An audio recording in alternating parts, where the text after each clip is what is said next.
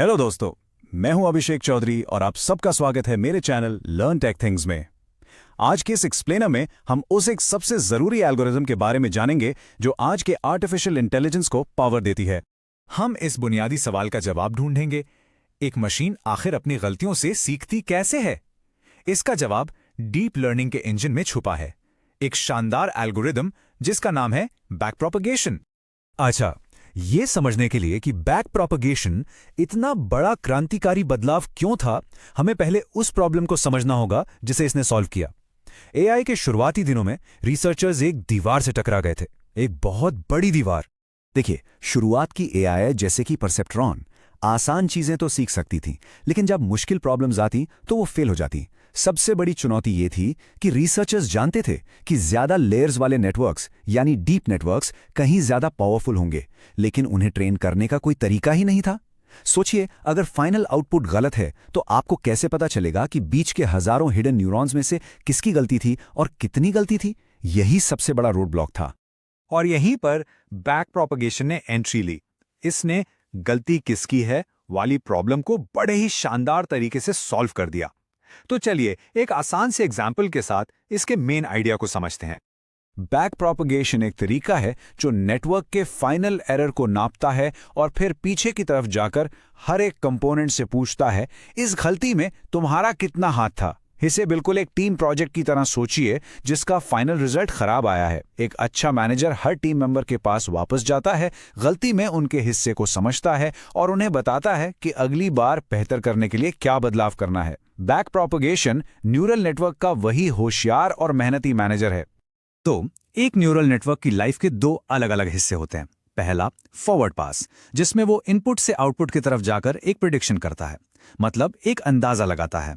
और दूसरा बैकवर्ड पास, जिसमें वो आउटपुट से वापस इनपुट की तरफ सफर करता है ताकि अपनी गलती से सीख सके। ये जो उल्टा सफर है ना, जिसमें मैनेजर गलती का हिसाब करता है और फीडबैक देता है, उसी को हम बैक प्रोपगेशन कहते हैं। अब देखिए, इसका जो मेन आइडिया था वो काफी टाइम से था, लेकिन 1986 में जॉफ्री हिंटन और उनके साथियों के एक पेपर ने इसे सच में पॉपुलर बना दिया। उन्होंने दुनिया को दिखाया कि इस टेक्निक से डीप नेटवर्क्स को कितने अच्छे से ट्रेन किया जा सकता है। इसी एक पेपर को एआई विंटर खत्म करने और डीप लर्निंग रेवोल्यूशन शुरू करने का क्रेडिट दिया जाता है, जिसमें हम आज जी रहे हैं। तो चलिए अब देखते हैं कि ये असल में काम कैसे करता है। हम इसके पीछे की मैथमेटिक्स में थोड़ा गहरा उतरेंगे, लेकिन चिंता मत कीजिए, हम हर एक स्टेप को बहुत आसानी से और साफ साफ समझेंगे। असली जादू यहीं पर होता है। बैक प्रोपगेशन का पूरा मकसद सिर्फ इस एक सवाल का जवाब देना है, DL/DW। आसान भाषा में इसका मतलब है, अगर मैं एक स्पेसिफिक वेट को थोड़ा सा बढ़ाता हूं तो उससे फाइनल लॉस यानी एरर पर कितना असर पड़ता है। अगर हम इसका जवाब दे पाएं तो हमें बिल्कुल ठीक ठीक पता चल जाएगा कि एरर कम करने के लिए वेट को किस डायरेक्शन में और कितना एडजस्ट करना है। सही सुधार करने की यही चाबी है। और इस सवाल का जवाब मिलता है कैलकुलस के चेन रूल से। ये डोमिनोज की एक लाइन की तरह है। ये रूल हमें असर को पीछे की तरफ ट्रेस करने में मदद करता है। हम आखिर से शुरू करते हैं। हम कैलकुलेट करते हैं कि लॉस पर फाइनल आउटपुट का कितना असर हुआ। ये आखिरी डोमिनो है। फिर उस आउटपुट पर न्यूरॉन के कैलकुलेशन का कितना असर हुआ, ये उससे पहले वाला। हम इस असर की चेन को स्टेप बाय स्टेप पीछे ट्रेस करते रहते हैं, बिल्कुल शुरू के वेट तक, जो कि पहला डोमिनो था। इन छोटे छोटे असरों को आपस में मल्टीप्लाई करके हमें बिल्कुल ठीक से पता चलता है कि शुरुआत में उस एक वेट की वजह से फाइनल एरर कितना हुआ। चलिए एक बहुत ही आसान और रियल एग्जाम्पल देखते हैं जिसमें सिर्फ एक न्यूरॉन है। मान लीजिए हमारा इनपुट वैल्यू है 2, न्यूरॉन का शुरुआती वेट है 3 और सही जवाब यानी हमारा टारगेट है 5। ठीक है, तो सबसे पहले फॉरवर्ड पास। नेटवर्क इनपुट को वेट से मल्टीप्लाई करके एक प्रिडिक्शन करता है। तो 2 को 3 से गुना किया, जवाब आया 6। हमारा प्रिडिक्शन है 6, लेकिन असली टारगेट तो 5 था। तो यहां एक गलती हुई। हमें इस गलती को नापना होगा, जिसके लिए हम लॉस फंक्शन का इस्तेमाल करते हैं। एक कॉमन फंक्शन है स्क्वायर्ड एरर, जिससे यहां हमारा लॉस 0.5 आता है। बस फॉरवर्ड पास पूरा हो गया। अब पीछे जाकर सीखने का टाइम है। अब आती है बारी बैकवर्ड पास की। ये सबसे जरूरी हिस्सा है। हम ग्रेडियंट कैलकुलेट करते हैं, यानी हमारा DL/DW। इस आसान केस में फॉर्मूला है prediction minus target multiplied by the input. तो ये हुआ 6 - 5 जो कि है 1। इसको मल्टीप्लाई किया हमारे इनपुट 2 से, तो हमें ग्रेडियंट मिला 2। ये नंबर 2 हमें 2 चीजें बताता है। पहला, ये पॉजिटिव है, जिसका मतलब हमारा वेट ज्यादा है, और दूसरा, इसका साइज एरर की गहराई बताता है। अब हम वेट को अपडेट करेंगे। हम पूरा ग्रेडियंट एक साथ माइनस नहीं करते, वो एक बहुत बड़ा जंप होगा।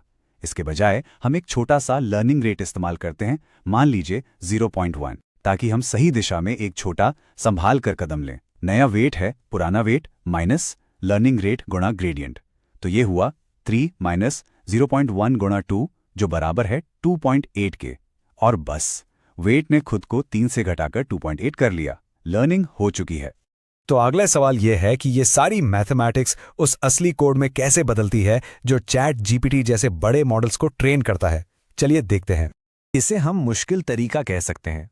अगर आपको numpy जैसी लाइब्रेरी का इस्तेमाल करके बैक प्रोपगेशन को बिल्कुल शुरू से कोड करना हो तो आपको चेन रूल का हर एक स्टेप खुद लिखना पड़ेगा।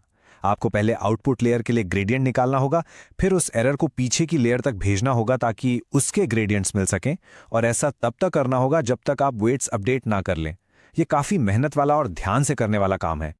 लेकिन अब देखिए आसान तरीका। टेंसरफ्लो और केरस जैसे मॉडर्न फ्रेमवर्क्स ने यह सारा काम ऑटोमेट कर दिया है। यहां आप बस मॉडल कंपाइल करते वक्त अपना लॉस फंक्शन डिफाइन करते हैं। उसके बाद आप सिर्फ model.fit कॉल करते हैं और फ्रेमवर्क पूरा बैकवर्ड पास और वेट अपडेट का प्रोसेस पर्दे के पीछे अपने आप संभाल लेता है। बैक प्रोपगेशन बस एक लाइन का कमांड बन जाता है। ये एक कमाल का सिंप्लीफिकेशन है। बैक प्रोपगेशन एक बेहतरीन एल्गोरिदम है, लेकिन ये परफेक्ट नहीं है। सालों की रिसर्च के बाद, खासकर जब नेटवर्क्स बहुत ज्यादा गहरे होते गए, तब कुछ बड़ी चुनौतियां सामने आईं। जब एक नेटवर्क बहुत गहरा होता है तो वो एरर सिग्नल जिसके बारे में हमने बात की थी, यानी गलती का सिग्नल, उसे बहुत लंबा सफ़र तय करना पड़ता है। कभी कभी उससे मुश्किल हो सकती है। वो बहुत ही छोटा हो सकता है, जिसे हम वैनिशिंग ग्रेडियंट प्रॉब्लम कहते हैं, जिसकी वजह से लर्निंग बिल्कुल रुक जाती है। या फिर वो बहुत ज़्यादा बड़ा हो सकता है, एक्सप्लोडिंग ग्रेडियंट प्रॉब्लम, जो ट्रेनिंग प्रोसेस को अनस्टेबल और गड़बड़ कर देता है। आज के पावरफुल मॉडल्स बनाने के लिए इन प्रॉब्लम से निपटना बहुत ज़रूरी है। और अच्छी खबर यह है कि एआई कम्युनिटी ने इन प्रॉब्लम्स को सॉल्व करने के लिए कई स्मार्ट टेक्निक्स बनाई हैं, जैसे कि रेल्यू जैसे बेहतर एक्टिवेशन फंक्शंस का इस्तेमाल करना, एडम जैसे एडवांस्ड ऑप्टिमाइजर्स डेवलप करना, या फिर रेजनेट्स जैसे खास नेटवर्क आर्किटेक्चर बनाना जो ग्रेडियंट के लिए एक्सप्रेस लेन की तरह काम करते हैं। ये सारी टेक्निक्स बैक प्रोपगेशन की नींव पर ही बनी हैं, ताकि वो और भी बेहतर काम कर सके। तो चलिए अब सब कुछ एक साथ जोड़ते हैं। ये एक एल्गोरिथम आज की दुनिया के लिए इतनी जरूरी क्यों है? इसने सच में सब कुछ कैसे बदल दिया?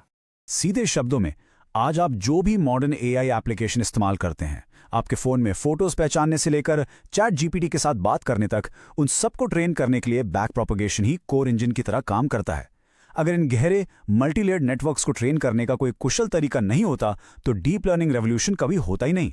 तो ये है पूरा ट्रेनिंग साइकिल। आप शुरू करते हैं, एक प्रिडिक्शन करते हैं, एरर को नापते हैं, एरर का कारण ढूंढने के लिए पीछे जाते हैं और वेट्स को अपडेट करते हैं। ये loop predict, check, blame and update लाखों यहां तक कि करोड़ों बार चलता है, और यही लूप डीप लर्निंग की दिल की धड़कन है। तो अगर इस एक्सप्लेनर से एक सबसे जरूरी चीज याद रखनी है तो वो ये है, फॉरवर्ड प्रोपगेशन अनुमान लगाना है, और बैकवर्ड प्रोपगेशन सीखना है। अनुमान लगाना बिना सीखे बेकार है, और ग्रेडियंट के बिना सीखना नामुमकिन है। बैक प्रोपगेशन ही हमें वो ग्रेडियंट देता है। बैक प्रोपगेशन एक नेटवर्क को उसकी पुरानी गलतियों से सीखने में मदद करता है, जो हमें एक बहुत ही दिलचस्प आखिरी सवाल पर छोड़ देता है। वो कौन सा अगला बड़ा आइडिया होगा जो उन्हें भविष्य के बारे में सोचने में मदद करेगा। लर्न टेक थिंग्स देखने के लिए शुक्रिया। इस वीडियो को लाइक, शेयर और चैनल को सब्सक्राइब जरूर करें। मिलते हैं अगले वीडियो में।